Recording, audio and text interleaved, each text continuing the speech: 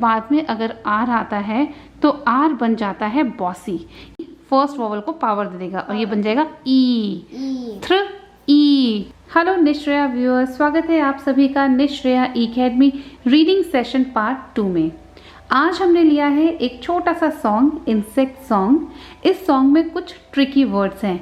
Tricky words इसलिए हैं क्योंकि जब बच्चे को उन वर्ड्स को रीड कराते हैं तो उन्हें रीड करने में डिफ़िकल्टी आती है। या तो कुछ डायग्राफ वर्ड्स होते हैं जो उन्होंने देखे नहीं होते हैं, और कुछ इस तरह का भी होता है जैसे एस है, एस को अभी तक उन्होंने स पढ़ा है, उसका साउंड पढ़ा है स, लेकिन कुछ ऐसे वर्ड्स होते हैं जिसमें एस का साउंड ज होता है। तो जब वो रीडिंग करने बैठते हैं तो कंफ्यूज हो जाते हैं और उन्हें समझ नहीं आता कि यहाँ पर एस का साउंड स क्यों नहीं है, ज क्यों है। तो इसके लिए कुछ रूल्स होते हैं और अगर बच्चों को वो रूल समझा दिए जाएं तो उनके लिए रीडिंग बहुत आसान हो जाती है और वो कंफ्यूज भी नहीं होते। धीरे धीरे इसी तरह से प्रैक्टिस करते हुए वो डिफ़िकल्ट वर्ड्स को भी आसानी से प्रोनाउंस कर पाते हैं। तो चलिए शुरू करते हैं। So Pari, are you ready now? Yes. Okay, so can you read me this first title of the song? D. Okay, D, and then इसको हमें करना है ब्रेक डाउन। ठीक है, मैं इसका रूल आपको समझाती हूँ। तो जब भी कोई बड़ा वर्ड आता है और बच्चा सेंटेंस रीड करते टाइम उस वर्ड को रीड नहीं कर पाता है तो बच्चे को बताएं कि उस वर्ड को किस तरह से रीड करें, इसकी क्या टेक्निक होगी। तो यहाँ पर एक वर्ड है इंसेक्ट। इंसेक्ट क्योंकि हम इसको रीड कर चुके हैं इसलिए हमारे लिए बहुत आसान है इसको रीड करना, इंसेक्ट। लेकिन बच्चों को नहीं पता, उन्हें रूल्स नहीं पता, तो उनके लिए थोड़ा सा चैलेंजिंग होगा। तो देखिए, हमेशा जो बड़े वर्ड्स होते हैं, जो बिग वर्ड्स होते हैं, उन्हें ब्रेक डाउन किया जाता है सिलेबल्स में। तो इसको भी हम ब्रेक करेंगे सिलेबल्स में। इसके सिलेबल्स हैं 2, इंसेक्ट, इंसेक्ट। अब ब्रेक करने के बाद में सिलेबल, एक एक सिलेबल को ही रीड किया जाता है।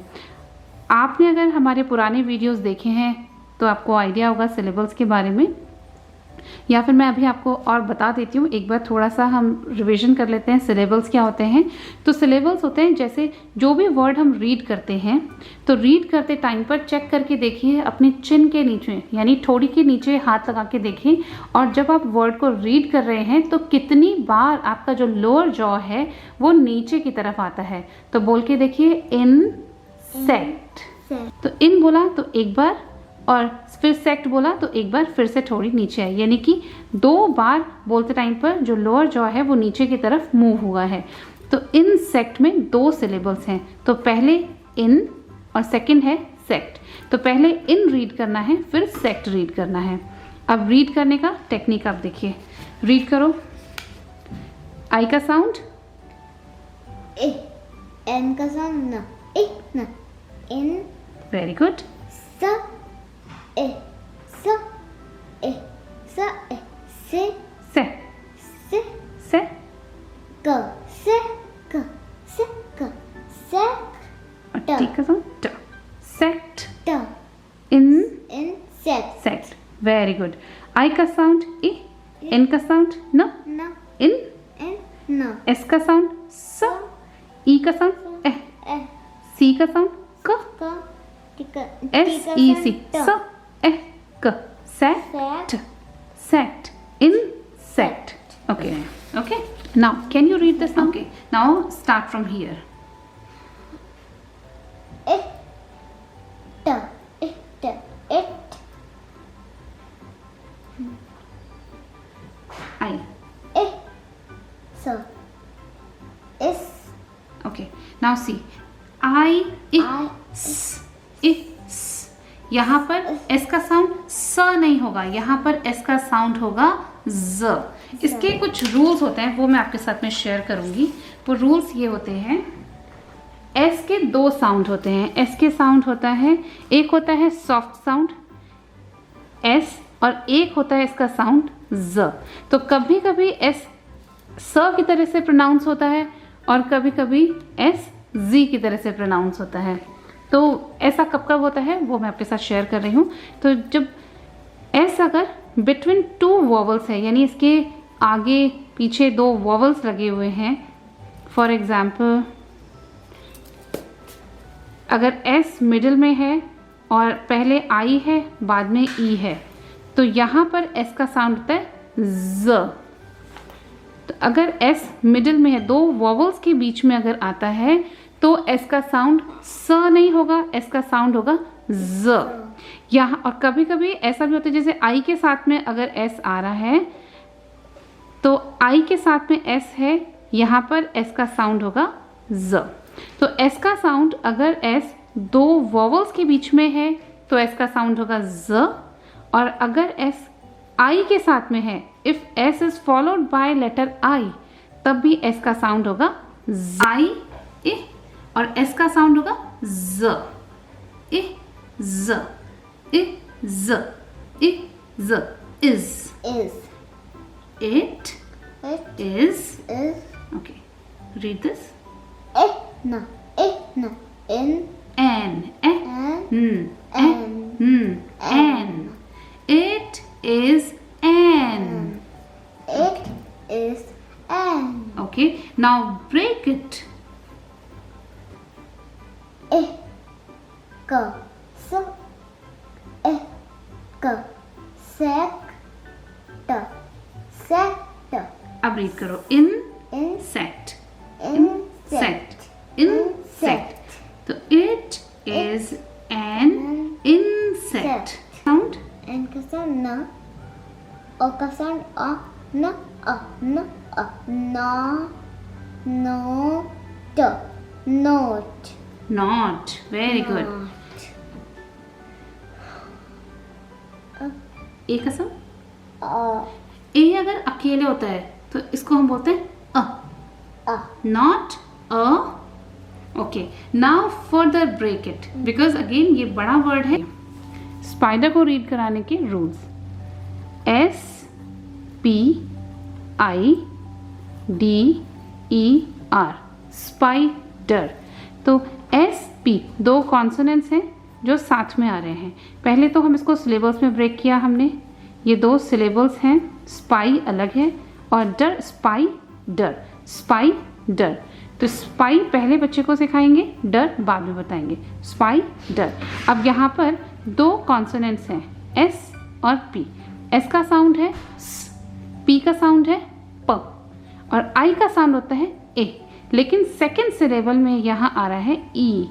ये ई इस आई को देगा पावर और ये आई बन जाएगा आई। अब इसका साउंड ई नहीं रहेगा, इसका साउंड हो जाएगा I. Spy spy spy. Okay, अब बात करते हैं नेक्स्ट सिलेबल की। नेक्स्ट सिलेबल है डी ई आर। तो जब भी लास्ट में अगर आर आ रहा है, यानी R if followed by any vowel, किसी भी वॉवल के बाद में अगर आर आता है तो आर बन जाता है बॉसी। यानी वो वर्ड्स जिनमें वॉवल के बाद में आर आता है तो आर बॉसी बन जाता है, और ऐसे वर्ड्स को कहते हैं आर कंट्रोलिंग वर्ड्स। तो यहाँ पर डी ई आर है आर कंट्रोलिंग वर्ड, यानी ई का अपना कोई साउंड नहीं होगा, इसीलिए इसने अपनी सारी पावर आई को दे दी है। तो ई साइलेंट हो जाएगा और ई आर साउंड करेगा अर अर। डी ई आर डर डर। डी का साउंड ड, आर का साउंड र, डर डर ड र ड र ड र डर। और ई ने अपनी पावर दे दी है आई को, इसलिए ये बन गया है आई, स्पाई स्पाई डर। तो बच्चे को आप चाहें तो स्पेलिंग ऐसे याद करा सकते हैं, और अगर बच्चा थोड़ा और बच्चे ने अगर पहले से प्रैक्टिस की हुई है, बहुत सारे फोनिक्स के साथ में वर्ड्स को रीड करना सीख गया है, तो उसके लिए इस कंसेप्ट को समझना ज़्यादा मुश्किल भी नहीं होगा। डर। Okay, now move to the next.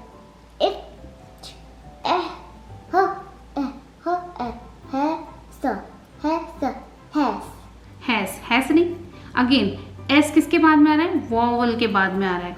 S के पहले एक वॉवल है ए, इसलिए एस का साउंड होगा ज, हैज, ह ए ज।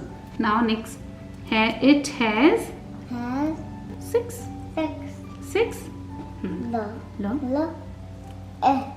ये ए नहीं है, ए छोटा सा है। ए होता तो ए का साउंड होता है ए, ई का साउंड होता है ए, ल ग। ब्लैक और एस लगा है legs, legs, ल ए ग legs, legs, legs, ठीक है। नाउ यहाँ पर आ जाओ। अगेन ये एक बिग वर्ड है, big word, ठीक है, तो इसको भी हम अलग से ही समझाएंगे। इंस्टेड, अब इसमें क्या रूल है? ये दो वॉवल्स हैं, इंस्टेड, इंस्टेड, आई का साउंड इ, एन का साउंड न, एस का साउंड स। क्योंकि एस के पहले कॉन्सोनेंट है इसलिए एस का साउंड स ही रहेगा। अगर इसके पहले कोई वॉवल होता तो एस का साउंड हो जाता ज। तो इंस, इंस, ओके, फर्स्ट सिलेबल कंप्लीट हो गया। सेकंड सिलेबल पर आते हैं। टी का साउंड ट, ई ए, यहाँ पर दो वॉवल्स हैं। जब दो वॉवल साथ में आते हैं तो सेकंड वॉवल साइलेंट हो जाता है और फर्स्ट वॉवल को पावर मिल जाती है। तो यहाँ पर फर्स्ट वॉवल डोमिनेटिंग होगा। तो रादर हम बोले इंस्टेड, हम इसको बोलेंगे इंस्टेड, टेड।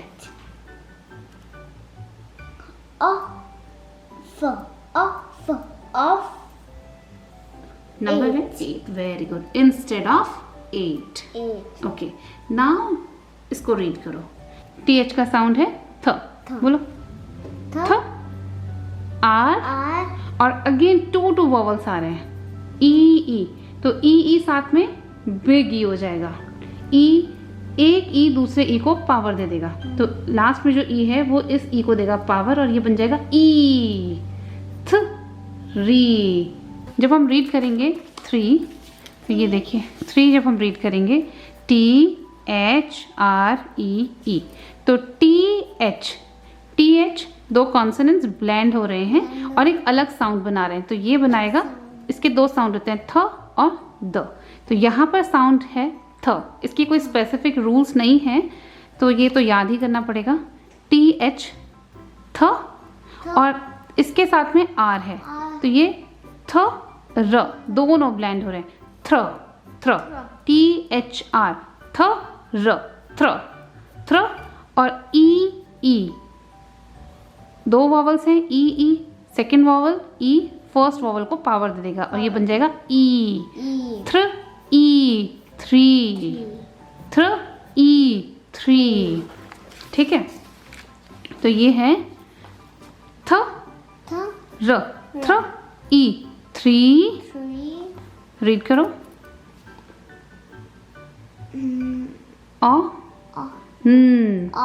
ऑन, यहाँ पर जो टी एच है, दिस, दैट, दीज, दोज, यहाँ पर जो टी एच होता है इसका साउंड होता है the.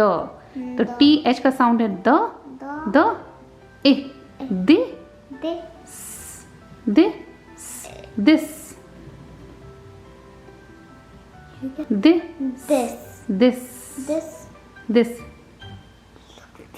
This.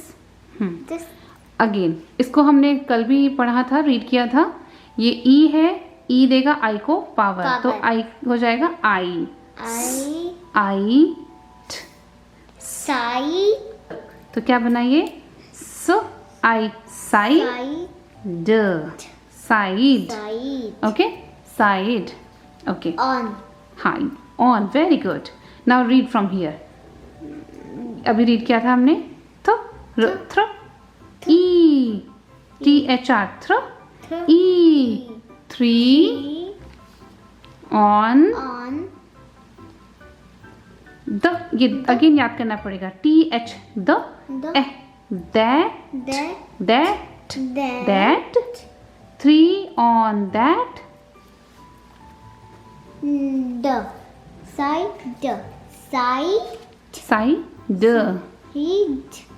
Side, side.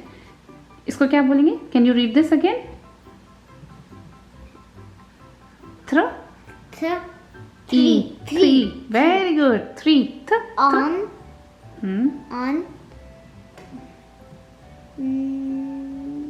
The at, that,